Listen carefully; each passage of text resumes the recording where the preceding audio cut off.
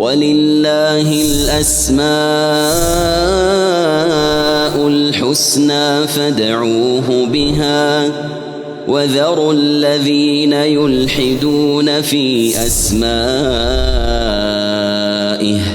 سيجزون ما كانوا يعملون. بسم الله الرحمن الرحيم. الحمد لله رب العالمين، والصلاة والسلام على نبينا محمد وعلى آله وصحبه أجمعين. مشاهدي الأكارم، سلام الله عليكم ورحمته وبركاته. أهلا وسهلا ومرحبا بكم في حلقة جديدة من برنامجكم في ضيافة الرحمن. اليوم سنستضيف اسمين عظيمين من أسماء الجلال والجمال، وهو اسم الله عز وجل الغفور مجاورا مع اسم الله تبارك وتعالى الرحيم. في هذه الحلقة نستضيف باسمكم جميعا فضيلة الشيخ العلامة الأستاذ الدكتور عصام البشير، وفضيلة الشيخ حسن سلمان الضيف الدائم. هذه الحلقة ستكون بإذن الله متميزة. نشكر لفضيلة الشيخ استجابته لنا لحضور هذه الحلقة المباركة، لتكون بإذن الله في خواتيم هذا الشهر الكريم. نحن في الليلة 28 من شهر رمضان لعام 1445. هذا الاسم أو هذين الاسمين الجليلين العظيمين الغفور الرحيم ورد في القرآن الكريم 7 مرات بقوله تعالى: قل يا عبادي الذين أسرفوا على أنفسهم لا تقنطوا من رحمة الله إن الله يغفر الذنوب جميعا إنه هو الغفور الرحيم. وفي الشورى: تكاد السماوات يتفطرن من فوقهن والملائكة يسبحون بحمد ربهم ويستغفرون لمن في الأرض ألا إن الله هو الغفور الرحيم. في الأحقاف: أم يقولون افتراه قل إن افتريته فلا تملكون لي من الله شيئا هو أعلم بما تفيضون فيه كفى به شهيدا بيني وبينكم وهو الغفور الرحيم. إلى الحوار. مرحبا بكم شيخنا شيخ عصام، يا مرحبا بكم. حياكم الله وبارك الله فيكم وتقبل جهودكم في الصالحات. المعنى الإجمالي لهذين المعنيين، وماذا يعني يعقبان من أثر في نفس المؤمن شيخ؟ الحمد لله والصلاة والسلام على رسول الله نبينا محمد وعلى آله وصحبه أجمعين. أنا جد سعيد بهذه السياحة الطيبة المباركة في ضيافة قناة سلام وبصحبة الشيخين الكريمين، فالله نسأل أن يوفقهما لما يحبه ويرضاه، وأن يجعلنا من المقبولين العتقاء في هذه الأيام المباركة. آمين. كلمة غفر واشتقاقاتها في القرآن الكريم جاءت في 233 موضعا ما شاء الله. فهو غافر الذنب وقابل التوب، وهو الغفور وهو الغفار. والغفور والغفار كلاهما صيغة مبالغة، لأن الغفور على وزن فعول، وصيغة مبالغة تدل على الكثرة كما ونوعا. يا سلام. أي نعم. يا سلام. والأصل في اللغة أن المغفر هو الذي يغطي به الفارس رأسه ليتقي به صولة العدو، مصاولة العدو التي يعني تتوجه إليه، فهو يجعل هذا المغفر الذي يكون غطاء لرأسه وغالبا يكون من خوذة الحديد حتى يتقي بها صولة العدو. جميل. فالأصل في كلمة في هذه الكلمة تدل على بعدين، تدل على التغطية والستر، ثم تدل على أنه يعني ساتر للعيوب وساتر للذنوب، ثم بعد ذلك تقع المغفرة بالتجاوز والصفح عنها، يعني تشمل البعدين، تشمل الستر. ولذلك كان العارفون يعظمون من قيمة الستر. ومن لطائف ما قاله الحكيم بن عطاء الله السكندري، قال: الستر على نوعين: ستر في المعصية وستر عن المعصية. والعامة يطلبون الستر في المعصية خشية سقوطهم من نظر الخلق، والخاصة يطلبون الستر عن المعصية أي قبل الوقوع فيها خشية سقوطهم من نظر الملك الحق. الله. فهذا معنى جليل، يعني الستر ستر عن المعصية قبل الوقوع، وستر في المعصية بعد التلبث. فالله تعالى يسبل من معاني الغفور أنه يسبل ستره على عباده فيستر عيوبهم وذنوبهم، ثم أيضا يمن عليهم منة أخرى بالعفو والمغفرة والصفح والتجاوز عن هذه الذنوب. وبعضهم يفرق بين غفور وغفار، وكلاهما صيغة مبالغة، أن غفور فيها إشارة إلى الكثرة، المغفرة لكثرة الذنوب واتساعها، وغفار لعظائم الذنوب، فكأنه في ذنوب كثيرة لكن تتفاوت في أقدارها وحجمها كبيرة أو صغيرة، وهنالك عظائم للذنوب، فغفار يغفر العظائم وغفور يغفر هذه الذنوب ويسبل ستره على عباده. وطبعا هذا الاسم الكريم الجليل العظيم يشير إلى سياقات، لأن الحقوق هي على 3 أنواع: حق بين العبد وربه، وبين العبد ونفسه، وبين العبد والناس. ومعلوم أن الحقوق التي بين العباد وبين ربهم فهي إلى مغفرته ورحمته سبحانه. والحقوق التي بين العباد مبنية على المشاحة، يعني حتى لا تبرأ الذمة إلا باستيفائها وردها إلى أصحابها. ولذلك مثلا لو قتل إنسان إنسانا فهذا القتل فيه حق لله، لأن الإنسان تجاوز ما أمر الله تعالى به فتعدى على الحرمة. صحيح. وما كان المؤمن أن يقتل مؤمنا خطأ. وهنالك حق للميت المقتول، وهنالك حق لأولياء الدم. الحق المتعلق بأولياء الدم إما بالقصاص أو العفو، ثم الحق المتعلق بالله سبحانه وتعالى يغفره الله عز وجل بالتوبة. والحق المتعلق بالميت فإن من آثار هذه المغفرة المباركة أن الله عز وجل يلين قلب هذا المقتول يوم القيامة بحيث يتقبل العفو عن هذا الذي قتله. وهذا من جميل ستر الله تعالى وسعة مغفرته أيضا على عبده. فالحقوق بين الله مع عباده مبنية على المسامحة، وبين العباد أنفسهم مبنية على المشاحة. لكن طبعا الله سبحانه وتعالى ذكر في غفران الذنوب إن الله يغفر الذنوب جميعا. وذكر في آية أخرى إن الله لا يغفر أن يشرك به ويغفر ما دون ذلك لمن يشاء.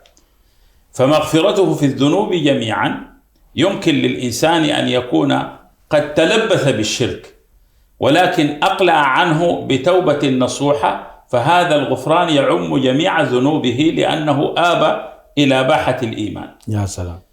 وإما أن يظل على الشرك فهذا المستثنى، فيبقى هذا العموم مخصص بقوله تعالى إن الله لا يغفر أن يشرك به ويغفر ما دون ذلك لمن يشاء. فإذا هذه محمولة عمومها مخصصة بخصوص هذه المسألة. هذا مما يتعلق بقضية المغفرة. إذن هنالك غفور يستر العباد عيوبهم ثم بعد ذلك يصفح عنها بالتجاوز، وهذا من عظيم منه.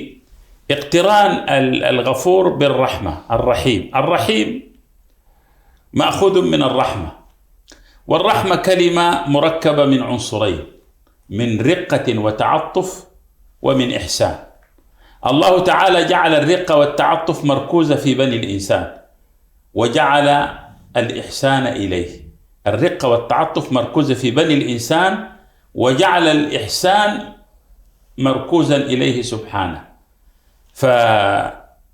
وفرقوا بين الرحمن والرحيم، لأن الرحمن على وزن فعلان، ملآن، يعني الرحمة الواسعة السابغة التي لا نظير لها، والتي عمت الإنسان مؤمنهم وكافرهم، برهم وفاجرهم، تقيهم وشقيهم، عمتهم في أرزاقهم وآجالهم وأحوالهم. ولذلك إبراهيم عليه السلام لما سأل ربه في الإمامة في ذريته قال لا ينال عهد الظالمين.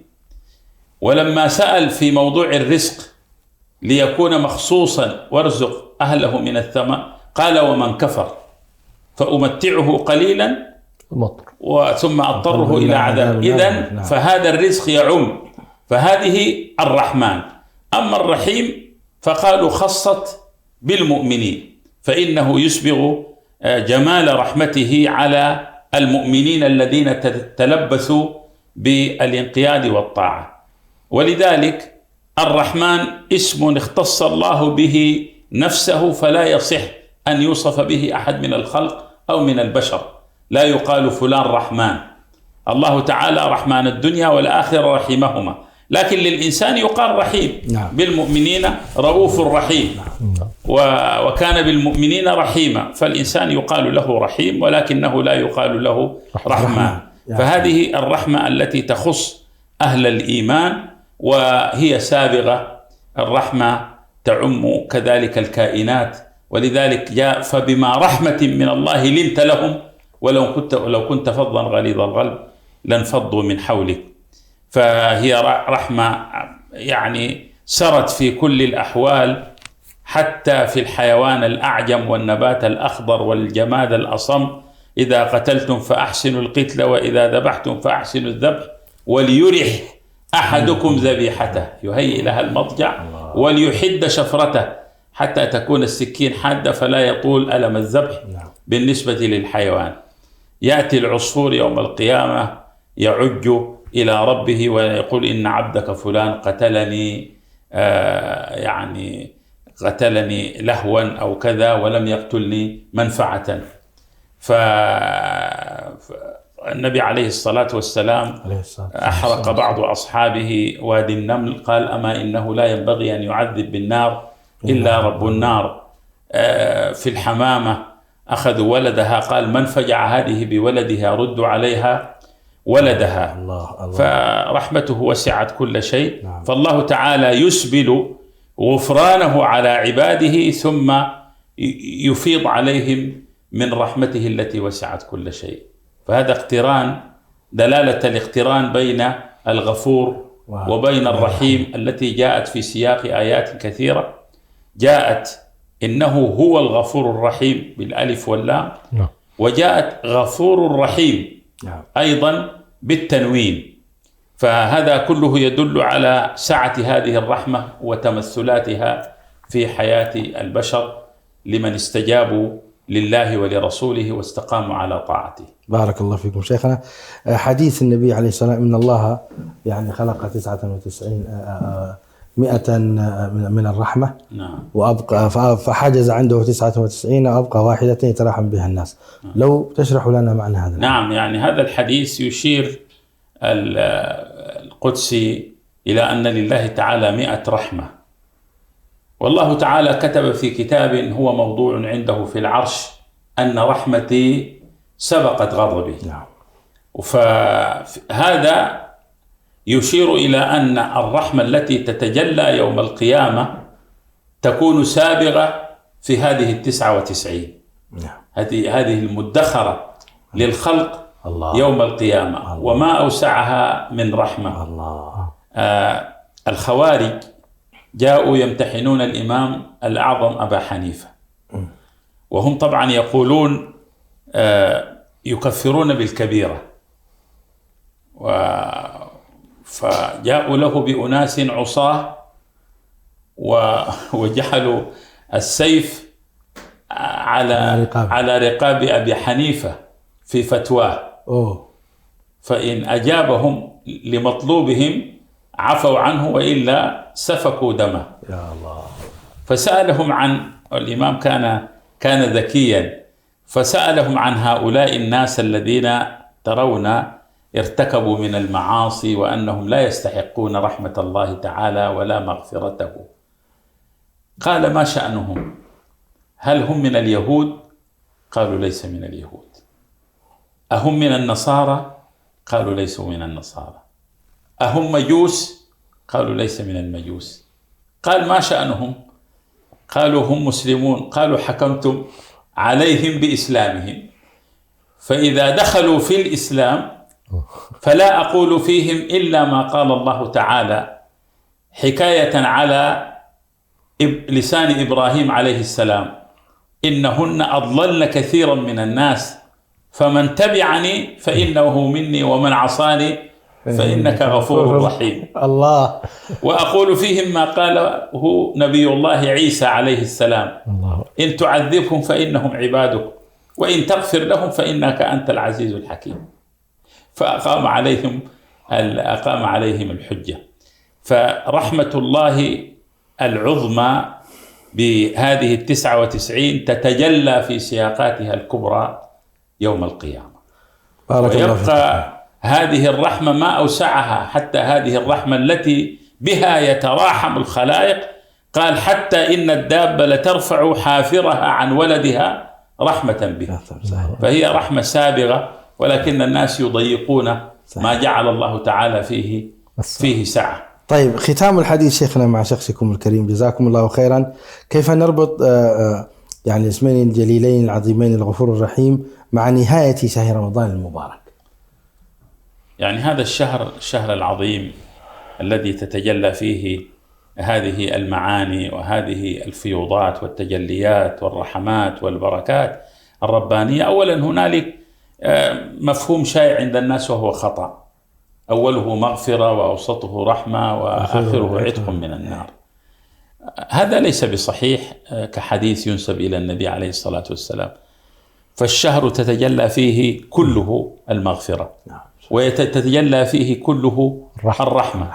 أولا من دلائل هذه الرحمة: بل الله يمن عليكم أن هداكم للإيمان إن كنتم صادقين. أن يوفق الله تعالى العباد لهذا الشهر الذي تتجلى فيه هذه الفيوضات، هذا من دلائل الرحمة. أن يكون هذا الشهر هو موضع تنزل هذا الكتاب العظيم، هذه من أجل الرحمات. كتاب أنزلناه إليك مبارك ليدبروا آياته. فهذا الكتاب انتهت إليه كل كمالات الكتب، مصدقا لما بين يديه من الكتاب ومهيمنا عليه. الله أكبر، إن دين محمد وكتابه أهدى وأقوم. قيل: لا تذكروا الكتب السوالف عنده، طلع الصباح فأطفئوا القنديل. هذه من أجل الرحمات. أن يوفق الله تعالى العباد للصيام وللقيام، وأن تكون فيه ليلة القدر، وأن يكون فيه هذا السلام مع الله، مع النفس، مع الكون. هذه كلها تجليات الرحمة. وما يصاحب هذه الطاعات من قصور هنا وهناك، من أخطاء، فالله تعالى يسبل علينا فيها ستره ومغفرته ورضوانه. فالمحروم من حرم الاستجابة لتلقي هذه الخيرات والرحمات. فهو شهر عظيم يحقق معنى الاصطفاء، اصطفاء الزمان واصطفاء المعاني واصطفاء المباني. ولذلك يعني الرحمة بكل مشتملاتها سابغة في هذا الشهر، وكذلك المغفرة بما يسبل الله تعالى به من الستر على عباده شاملة في هذا الشهر الكريم. والمحروم من حرم استقبال هذه المعاني وتجلياتها. ومن أجل هذه المعاني أن يتحقق للإنسان عفو الله سبحانه وتعالى ومغفرته وعتقه من النار. ولذلك كان هذا هو الدعاء الذي يعظمه النبي صلى الله عليه وسلم في هذه الأيام المباركة. فنسأل الله سبحانه وتعالى أن يجعلنا أهلا لتلقي مغفرته ورضوانه ورحمته، وأن يسبل علينا ستره وعافيته. آمين. إنه ولي ذلك والقادر عليه. بارك الله فيكم شيخنا الجليل، جزاكم الله خيرا وأحسن إليكم وزادكم الله من فضله. مشاهدي الأكارم، نتوجه بالشكر الجزيل فضيلة الشيخ عصام بالبشير على هذه الزيارة وعلى هذه يعني المعلومات الطيبات وهذا البيان الطيب المبارك. نسأل الله تعالى أن يجعلنا من الذين يتبعون أحسنه، الذين يستمعون القول فيتبعون أحسنه، إنه ولي ذلك والقادر عليه. فاصل مشاهدي الأكارم ثم نعود إليكم، فابقوا معنا. ولله الأسماء الحسنى فادعوه بها وذروا الذين يلحدون في أسمائه سيجزون ما كانوا يعملون. مفهوم الإحكام في القرآن الكريم مفهوم عميق جدا ومهم جدا، لأنه يتصل بالثوابت الكلية. الأزمات التي نعانيها نفسيا، والأزمات التي نعانيها سلوكيا، والأزمات التي نعانيها في مسيرتنا في الحياة، سنلاحظ بأن الأساس فيها هو التصورات. فإذا كان التصور خاطئ سينتج أيضا أعمال خاطئة، والتصور الصحيح ينتج لنا أعمال صحيحة. كل من شهد أن لا إله إلا الله وأن محمد رسول الله فهو أخ لك، سواء كان في الهند أو في المغرب أو في الصين أو في أمريكا أو في أوروبا. أمة الإسلام كلها تربطها أخوة خاصة، بغض النظر جمعتهم ولاية سياسية ما جمعتهم ولاية سياسية، كانوا في دولة واحدة في دول مختلفة في أعراق متباينة، إلا أنهم أهل الإسلام إخوة في نظري.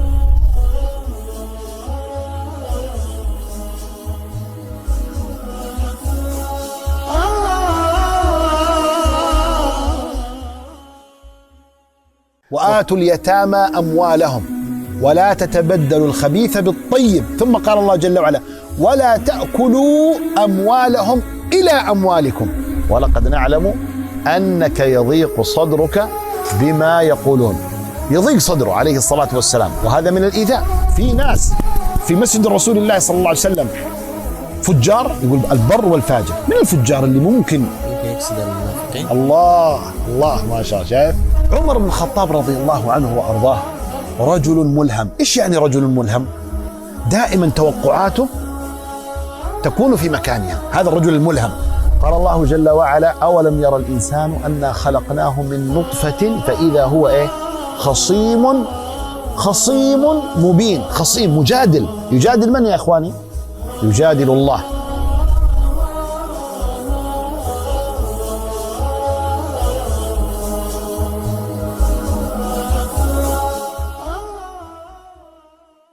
يقول الله تعالى في محكم تنزيله من سورة النحل: فاسألوا أهل الذكر إن كنتم لا تعلمون.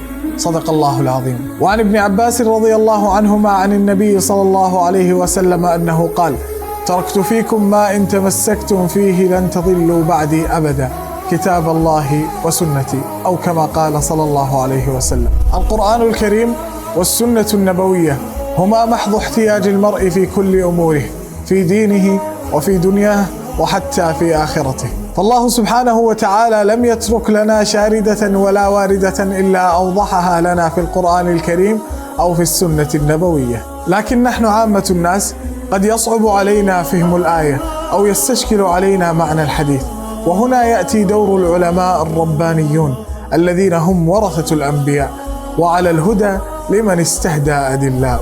فاسألوا أهل الذكر، برنامج أسبوعي نستقبل فيه أسئلتكم واستفساراتكم عن طريق الاتصالات أو عبر مواقع التواصل الاجتماعي لكل أموركم ومسائلكم الفقهية والحياتية وغيرها، مع كوكبة من علمائنا الأجلاء، فكونوا على الموعد.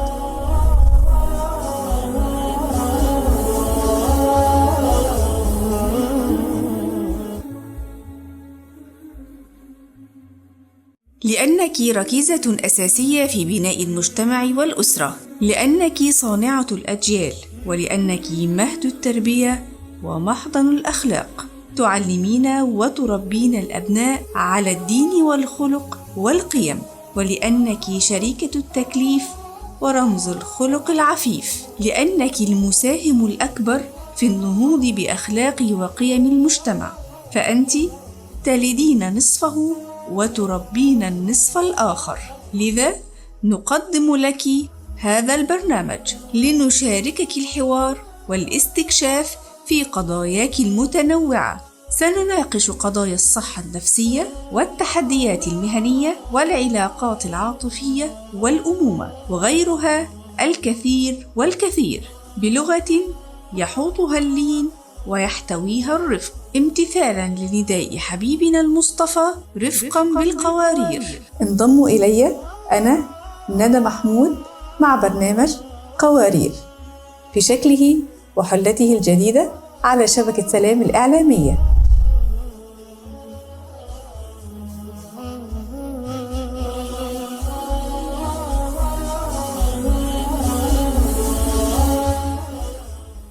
وآتوا اليتامى أموالهم ولا تتبدلوا الخبيث بالطيب، ثم قال الله جل وعلا ولا تأكلوا أموالهم إلى أموالكم ولقد نعلم أنك يضيق صدرك بما يقولون. يضيق صدره عليه الصلاة والسلام، وهذا من الإيذاء. في ناس في مسجد رسول الله صلى الله عليه وسلم فجار، يقول البر والفاجر. من الفجار اللي ممكن الله ما شاء. شايف عمر بن الخطاب رضي الله عنه وأرضاه رجل ملهم. إيش يعني رجل ملهم؟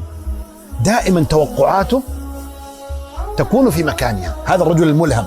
قال الله جل وعلا أولم يرى الإنسان أنا خلقناه من نطفة فإذا هو خصيم مبين. خصيم مجادل. يجادل من يا إخواني؟ يجادل الله.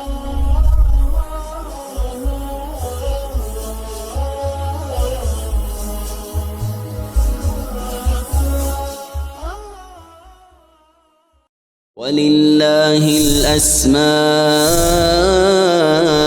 الحسنى فادعوه بها وذروا الذين يلحدون في أسمائه سيجزون ما كانوا يعملون. ولله الأسماء الحسنى فادعوه بها وذروا الذين يلحدون في أسمائه سيجزون ما كانوا يعملون. بسم الله الرحمن الرحيم. مشاهدي الأكارم، عدنا إليكم. كان قبل قليل قد شرفنا فضيلة الشيخ العلامة عصام البشير وأعطانا المعنى الإجمالي لاسمين الجميلين الجليلين الغفور والرحيم. ومن آثار هذه الرحمة وهذه المغفرة في هذا الشهر الكريم ما قاله ربنا سبحانه وتعالى في كتابه العزيز: أولم يكفهم أن أنزلنا عليهم الكتاب يتلى عليهم إن في ذلك لرحمة وذكرى لقوم يؤمنون. فإنزال القرآن الكريم في شهر رمضان المبارك في ليلة القدر في هذه العشر الأواخر لأكبر دليل على رحمة الله تبارك وتعالى للبشرية. واستكمالا لهذه الحلقة في هذه المعاني السامية نكمل حديثنا المبارك في هذين الاسمين الجليلين مع شيخنا ودكتورنا الغالي وضيفنا الدائم الدكتور حسن سلمان. سأعيد إليكم مشاهدي الأكارم هذه الآيات الكريمات التي تلوت بعضا منها في بداية الحلقة، والآن سنتحاور مع شيخنا الشيخ حسن سلمان في المعاني العميقة التي تحمل هذه الآيات. قال ربنا عز وجل: وإن يمسسك الله بضر فلا كاشف له إلا هو وإن يردك بخير فلا راد لفضله يصيب به من يشاء من عباده وهو الغفور الرحيم. وقال سبحانه حكاية عن يعقوب عليه السلام قال سوف أستغفر لكم ربي إنه هو الغفور الرحيم. وفي الحجر قال سبحانه نبئ عبادي أني أنا الغفور الرحيم. يا سلام، ما أجمل هذه الآية الكريمة. يقول تبارك وتعالى نبئ عبادي أني أنا الغفور الرحيم. سيحدثنا الشيخ حسن سلمان عن المعاني العميقة في كلمة عبادي. ويقول سبحانه في القصص قال رب إني ظلمت نفسي فاغفر لي فغفر له إنه هو الغفور الرحيم، حكاية عن موسى عليه السلام. وقال سبحانه قل يا عبادي الذين أسرفوا على أنفسهم لا تقنطوا من رحمة الله إن الله يغفر الذنوب جميعا إنه هو الغفور الرحيم. وفي الشورى تكاد السماوات يتفطرن من فوقهن والملائكة يسبحون بحمد ربهم ويستغفرون لمن في الأرض ألا إن الله هو الغفور الرحيم. وأخيرا الأحقاف أم يقولون افتراه قل إن افتريته فلا تملكون لي من الله شيئا هو أعلم بما تفيضون فيه كفى به شهيدا بيني وبينكم وهو الغفور الرحيم. إلى الحوار. حياكم الله شيخ حسن. يا مرحبا. استمتعنا بمعلومات طيبة من شيخ عصام ونكمل الحديث معكم الشيق كعادتنا شيخنا الشيخ حسن. هذه الآيات الطيبات ماذا تقول فيها؟ جزاك الله خير. بسم الله الرحمن الرحيم. الحمد لله رب العالمين والصلاة والسلام على رسول الله الأمين وعلى آله وصحبه أجمعين. أما بعد، اللهم علمنا ما جهلنا وذكرنا ما نسينا. آمين. حقيقة قبل أن أدخل في الآيات أحب فقط أن أضيف إضافات لما ذكره الشيخ حول مسألة المغفرة والتكفير، وهي مسألة مهمة جدا، ونحن ندعو الله سبحانه وتعالى في دعائنا ربنا اغفر لنا ذنوبنا وكفر عنا سيئاتنا. أشار الشيخ جزاه الله خير على معنى مهم جدا، وهو أن الذنب قد يتعلق بالعبد وقد يتعلق بالله، يعني يتعلق بحقوق العباد أو يتعلق بحقوق الله تبارك وتعالى. والقرآن سبحان الله غالبا الأمر المتعلق بالله في تجاوز حدود الله سبحانه وتعالى يطلق عليه الذنوب، والمتعلق باعتداء الإنسان على حقوق الخلق يطلق عليه السيئات في الغالب، ليس فيطلق السيئات على حقوق الله ويطلق السيئات على حقوق العباد. لاحظ الآن إن الله يغفر الذنوب جميعا. من فرق بهذا الاعتبار كأنما الآية هذه خاصة بحقوق الله، كل ما يتعلق بحق الله يغفره الله إلا الشرك. طيب، ماذا يفعل بحق العباد؟ حقوق العباد كلها تحتاج إلى التكفير، تحتاج إلى التكفير. إيش التكفير؟ حقيقة التكفير هو التغطية والستر. طيب جميل. كيف يغطي الله تبارك وتعالى حقوق العباد؟ نحن الآن فقط رأينا موضوع الستر وعدم إظهار لكن التغطية بمعناها ربما التجار يفهموها. إذا عندك في الحساب عجز تحتاج إلى إيه؟ تغطية. هي لا تغطية. طيب، يأتي العبد يوم القيامة، حديث المفلس، يأتي وقد ضرب هذا وشتم هذا، فتؤخذ من إيه؟ من حسناته فتوضع لأولئك الذين ظلمهم. نعم. حتى إذا فنيت حسناته أخذت من خطاياهم ووضعت عليه وضع في النار. سأل الله العافية والسلام. يعني هكذا، إما أن تغطى من حسناته، نعم، وإما أن تغطى من فضل الله ورحمته. الله. نعم، هذه لا بد أن ننتبه لها. الله. يعني هذا الذي اعتدى ويريد الله تبارك وتعالى كما ذكر الشيخ تلطيف قلب هذا العبد، أن يلين قلبه. نعم. ليست الآن مسألة فقط تليين القلب، لا، يرضى هذا الشخص الذي قتل بفضل من الله ورحمته بحسنات من عند الله، جميل، محض فضله تبارك وتعالى.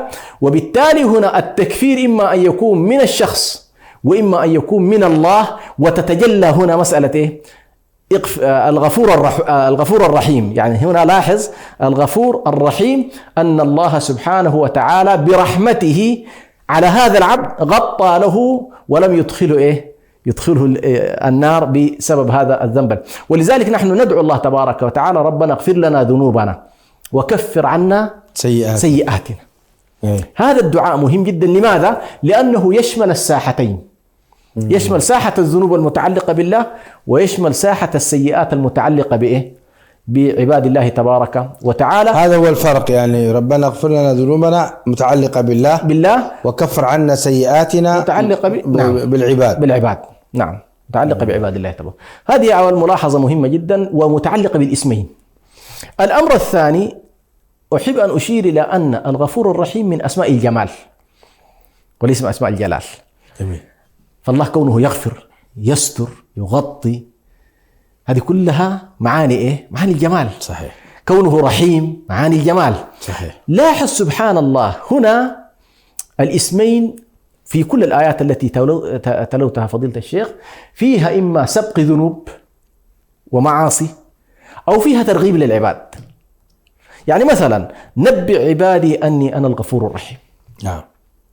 هذه الآية سبحان الله يعني عظيمة جدا لما تربط مع ما بعدها. اي والله. نعم. نبئ عبادي أني أنا الغفور الرحيم وأن عذابي، لاحظ، وأن عذابي هو العذاب. فكأنما الصفة الذاتية لله عز وجل الغالبة رحمته. نعم.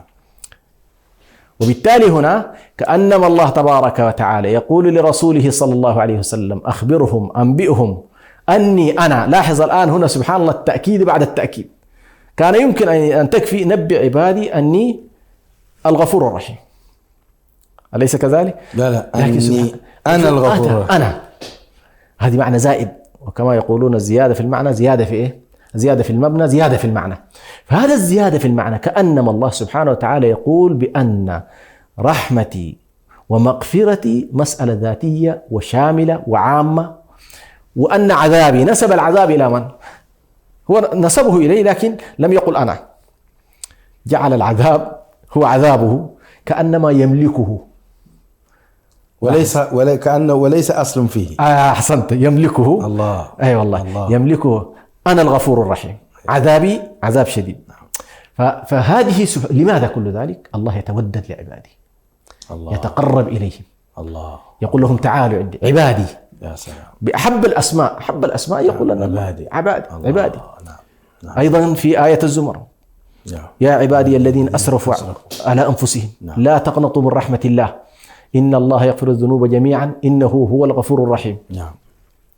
فهنا نلاحظ أن الآيات مسبوقة عموما بمعصية وقعت أو ذنب وقع، كما حالة سورة القصص مع موسى عليه السلام أنه بعد أن وقع في قتل القبطي دعا الله تبارك وتعالى. صحيح.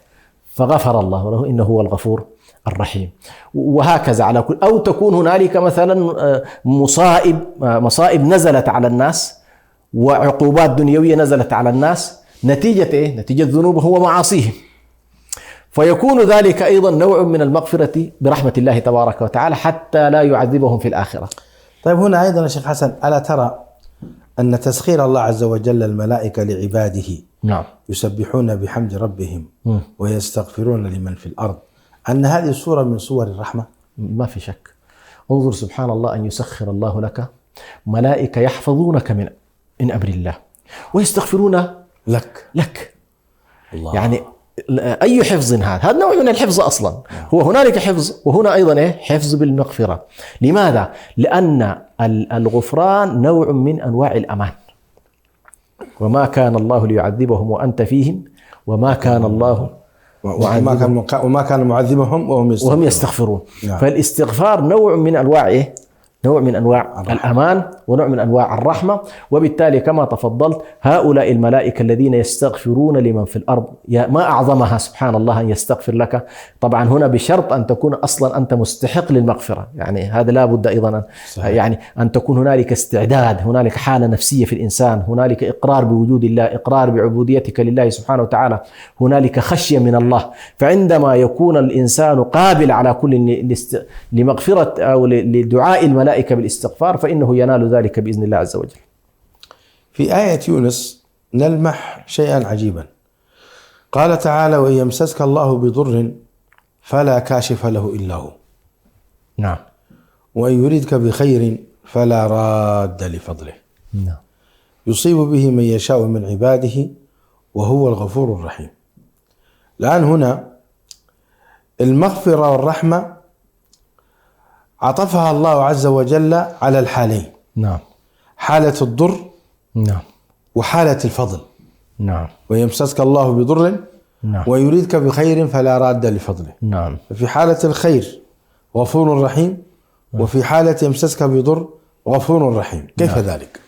أحسن. هنا كأنما والله أعلم أن المسألة فيها الشق الأول منها تناسبه المغفرة، والشق الثاني منها يناسبه الرحمة. الله. فجاء بالأمرين معا. الله. جاءك في حالة الذنوب والمعاصي وكذا والأشياء التي تصيب الإنسان بالضرر من أجل أن يكفر معاصيك، أن يكفر، فناسب ذلك المغفرة.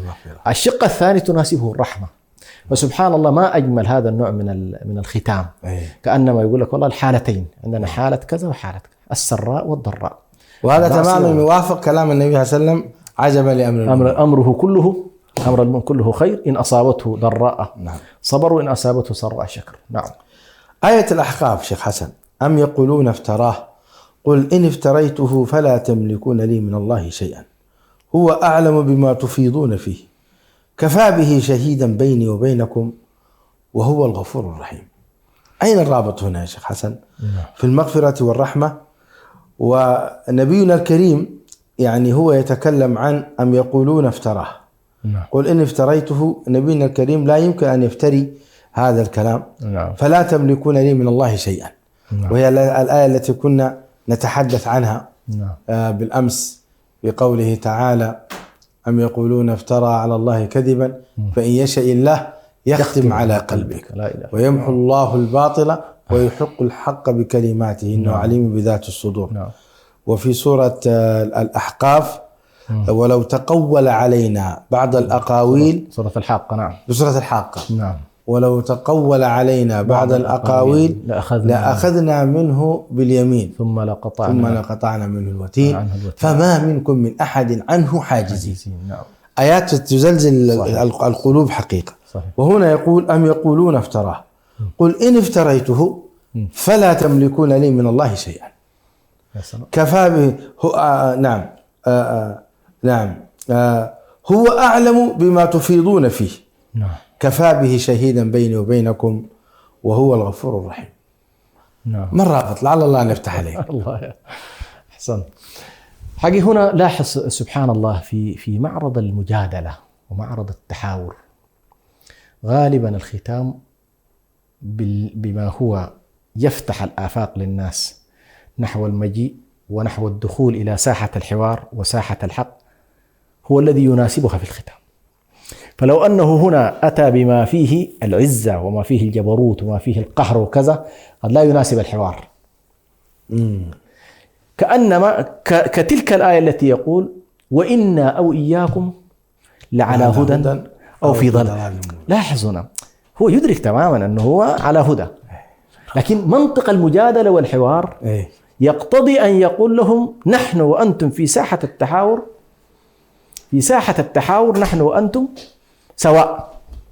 لاحظ يريد أن يسوقهم إلى البينات والبراهين، ما يريد يسد عليهم. نفس الطريقة هم قالوا: أنت مفتري، كلامك مشكوك فيه، لا نؤمن بك، لا كذا. يمكن أن تكون عملية الختام بأنه الله يسد عليهم الباب فينفرون أكثر. الله يقول: خلاص ما ترك لنا مجالا. لكن لما سبحان الله كان الختام هو أعلم بما تفيضون فيه، الله عز وجل يعلم كل خفايا ما تقولونه، الاتهامات التي تقولونها ساحر كاهن مجنون كذا، أعلم بكل ذلك، ومع ذلك الله غفور رحيم، كأنما يقول لهم عودوا إلى الله وتوبوا، قل إنما أعظكم بواحدة أن تقوموا لله مثنى وفرادى ثم تتفكروا ما بصاحبكم من جنة. وكأنه يقول أيضا نعم لو أني أنا فعلا افتريته نعم فكيف سأنجو من الله؟ نعم بل حتى أنتم لو جئتم نعم تدافعون عني أمام الله نعم. لا تملكون شيئا من ذلك، لأنه يقول فلا تملكون لي من الله شيئا. نعم صح. أي نعم صح. نعم يعني صحيح. يعني كأن في هنا أيضا بيان ضعف النبي صلى الله عليه وسلم، وبيان ضعفهم هم أيضا، أنهم لا يستطيعون أن يحولوا بينه وبين الله عز وجل وحاشاه عليه الصلاة والسلام. هذه المعاني سامية في مسألة الغفور الرحيم. لو قلنا غفور رحيم، وإن كانت حلقة هذا اليوم قد انتهت، لكن فقط المحات بسيطة فيما يتعلق بخاتمة الآيات. غفور رحيم بلغت 49 اسما، منها قوله سبحانه وتعالى إنما حرم عليكم الميتة والدم ولحم الخنزير وما أهل به لغير الله فمن اضطر غير باغ ولا عاد فلا إثم عليه إن الله غفور رحيم. البقرة أيضا فمن خاف من موص جنفا أو إثما فأصلح بينهم فلا إثم عليه إن الله غفور رحيم. البقرة أيضا فإن انتهوا فإن الله غفور رحيم. البقرة ثم أفيضوا من حيث أفاض الناس واستغفروا الله إن الله غفور رحيم. إن الذين آمنوا والذين هاجروا وجاهدوا في سبيل الله أولئك يرجون رحمة الله والله غفور رحيم. للذين يؤلون من نسائهم تربص 4 أشهر فإن فاءوا فإن الله غفور رحيم وإن عزموا الطلاق فإن الله سميع عليم. شوف التفريق بين هذا وهذا. قل إن كنتم تحبون الله فاتبعوني يحبكم الله ويغفر لكم ذنوبكم والله غفور رحيم. إن الذين تابوا إلا الذين تابوا من بعد ذلك وأصلحوا فإن الله غفور رحيم. أكثر من 49 آية في هذا الصدد. تعليقكم ثم نختم الشيخ حسن. أحسن. معظم الآيات سبحان الله التي تم تلاوتها يعني إما أن يكون هنالك ذنب تقدم وسبق، أو أن هنالك حالة رخصة أباحها الله سبحانه وتعالى في أمر محرم يقع فيها الإنسان، ولكن يشير الله تبارك وتعالى في ختام الآية بأن هذه الرخصة كانت برحمة الله، وأن ما وقعتم فيه فهو مغفور وليس فيه مشكلة. وهي الآية بالذات إنما حرم ربي إنما حرم الميتة أيوة الميتة ولحم الخنزير نعم وما أهل لغير الله به إن الله غفور. نعم. لاحظ هنا الله تبارك وتعالى الأصل في هذه الأشياء التحريم، لكن رخص الله سبحانه وتعالى لمن احتاج إليها نعم. خشية الموت أو خشية نعم. الهلاك أن يأخذ منها دون تجاوز أو عدوان من غير بغي. طيب إن وقع الإنسان وأكل الميتة أو أكل الدم أو أكل الخنزير مثلا، هذه المحرمات، تلقائيا سيكون في نفسه شيء أنه وقع في محرم. الله عز وجل غفور رحيم. وستلاحظ ربط الاسمين مع بعضهما البعض. أغفر لك ما فعلت وتذكر أن ذلك كان برحمة مني لك الله. حتى لا تموت وحتى الله. لا تهلك الله. كان يمكن أن يقول لك والله لا الله استمر في الأمر الله. ولذلك سبحان الله مبنى الشريعة على التيسير تلاحظه في هذا النوع من الختام. كذلك تلاحظ مثلا والذين يؤلون من نسائهم تربص 4 أشهر فإن فاءوا فإن الله غفور رحيم. طيب هو سبحان الله أحدث أمرا اللي هو الإيلاء. نعم. أنه امتنع عن زوجته واعتبرها أنت علي كظهر أمي أو والله لا أقربنك أبدا. فالله تبارك وتعالى حدد لهم مدة. الذين يقولون تربص 4 أشهر أعطاهم 4 أشهر بعدها يجب أن يعود. إذا عاد فإن الله إيه؟ غفور رحيم. خلاص. طيب وإن عزبوا الطلاق سميع عليم. الله أكبر. ليش الطلاق سميع عليم؟ لأنه فيه خلافات، فيه إشكالات، فيه خفايا، فيه صراعات. المرأة قد تقول كلاما بغير حق، الرجل يقول كلاما بغير حق، فهناك في الإيلاء أنكم سترجعون والأمر مستور غفور رحيم. الله. زيتنا شنو؟ زيتنا في بيتنا. زيتنا في بيت. لكن الطلاق هيطلع برا. ايوه والله. فهنا نبههم لصفتين مهمتين جدا، وهو سميع عليم. تذكروا أن الله يسمع ويرى ويعلم. فإذا الزوج قال شيئا في زوجته وهي بريئة منه، أيوة، فقد سمعه الله. سمعه الله وعلم بحاله. أيوة. وكذلك المرأة. فعليكم في الأمرين. في موضوع العودة إلى بعضكم الله غفور رحيم ويحبب الله ذلك. طيب يا شيخ حسن. نعم. نختم بهذه الآية التي فيها عظيم مغفرة الله ورحمته. الله أكبر. نعم. شيء عجيب يا شيخ حسن. نعم. الله أكبر. والله شيء عجيب.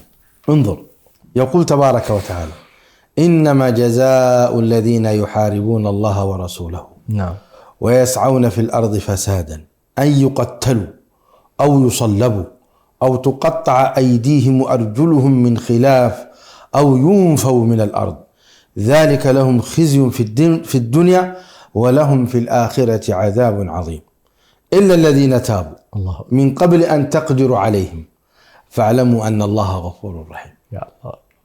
إيه ده؟ إيه ده؟ جمال عجيب. سبحان الله، لا إله إلا الله. يقول لك جزاء الذين يحاربون الله. نعم. الله. وليس الله فقط، ورسوله. نعم. وليس كذلك فقط، ويسعون في الأرض فسادا. نعم. بغاة. مفسدين، بغاة، مفسدين، قطاع طرق، مجرمين، ينتهكون الأعراض، يأخذون الأموال، يقتلون الأنفس، يعتدون على الأديان. نعم. نسأل الله العافية والسلام. ومع ذلك عقابتهم أن يقتلوا. أي نعم. شد العقوبة. نعم. أو يصلبوا. لا حول ولا قوة. أو تقطع أيديهم وأرجلهم من خلاف. نعم. إذا قطع اليد اليسرى يقطع اليد اليمنى. نعم. والعكس. نعم. أو ينفوا من الأرض. نعم. ترحيل. نعم. نظام الترحيل. أو ينفوا من الأرض، ذلك لهم خزي في الدنيا ولهم في الآخرة مع هذا كله ولهم في الآخرة عذاب عظيم. لا حول ولا قوة. إلا الذين تابوا. يا سلام. من قبل أن تقدروا عليهم فاعلموا أن الله غفور رحيم. تعليقكم شيخ حسن؟ تعليقي حقيقة الله سبحانه وتعالى يقول: ما يفعل الله بعذابكم في الدنيا والآخرة. يعني الله تبارك وتعالى ما يفرضه من عقوبات في الدنيا لإصلاحكم، وما يهددكم به ويتوعدكم في الآخرة لإصلاحكم. الله لا يستفيد من عذابه هنا شيء، بل الله رحيم، الله غفور، الله ودود، يتودد إلينا بكل ما يؤدي إلى أن تنتقل هذه الحالات الإجرام، ينتقل أصحابها إلى، لاحظ مع كل هذه الجريمة يقول لهم والله إذا تاب هؤلاء، وكأنما المقصود الأسمى للشريعة هو إصلاح الناس في حياتهم وليس عقوباتهم. يعني هؤلاء إذا كان بعد كل هذه الجرائم راحوا تابوا ودخلوا المسجد وأعلنوا توبتهم قبل أن يقبض عليهم السلطان، لا سبيل للسلطان عليهم بعد ذلك. إيش هذا؟ معناها الله تبارك وتعالى يفتح أبواب سماواته ليقول للناس توبوا إلى الله، ارجعوا.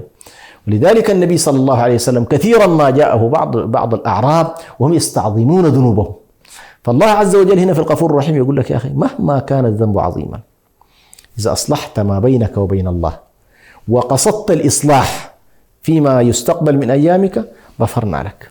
بل ربما كلما زدت في الإخلاص زدنا نحن في إيه؟ في المواهب، وهو تحويل هذه السيئات إلى حسنات، يبدل الله سيئاتهم حسنات. فهذه سبحان الله من أعظم فعلا يعني تستوقفني كثيرا قوله طبعا: ما يفعل الله بعذابكم إن شكرتم وآمنتم. شيء عجيب. نعم سبحان الله. ولذلك هذا الإله العظيم الله أكبر الذي أتاح لنا هذه الفرص العظيمة من التوبة، شوف ماذا قال بعد هذه الآية، بعد أن قال إن الله غفور رحيم. نعم. قال شكرا له، يعني قال الله أكبر: يا أيها الذين آمنوا اتقوا الله وابتغوا إليه الوسيلة يا سلام وجاهدوا في سبيله لعلكم تفلحون. الله أكبر. هذه الخاتمة تحفيز أكثر. نعم، تحفيز أكثر. لا إله إلا يا جماعة، كأن الله يقول أنا غفرت لكم، نعم، وأنا عفوت عنكم، وأنتم تبتم قبل توبتكم. طيب اجتهدوا بالشكر في أن تبتغوا إلي الوسيلة. نعم، وأن تبتغوا إلي وتجاهدوا مجاهدة النفس ومجاهدة الطاعة، صحيح. وتصبروا على ذوي الذين جاهدوا فينا لنهدينهم سبلنا. إن الله لمع المحسنين. نعم، إن الله لمع المحسنين. أحسنتم. الحديث شيق جدا معكم شيخ حسن وممتع، ويعني لو جلسنا نتحدث عن هذه الآية الأخيرة أيضا يعني لطال بنا المقام، ولكن حسبنا ما سمعنا. نسأل الله تعالى أن يجعلنا من الذين يستمعون القول فيتبعون أحسنه. نكرر الشكر أيضا لفضيلة الشيخ عصام، لعله هو يرانا ويستمع إلينا الآن أيضا، والشكر موصول لشيخنا شيخ حسن سلمان.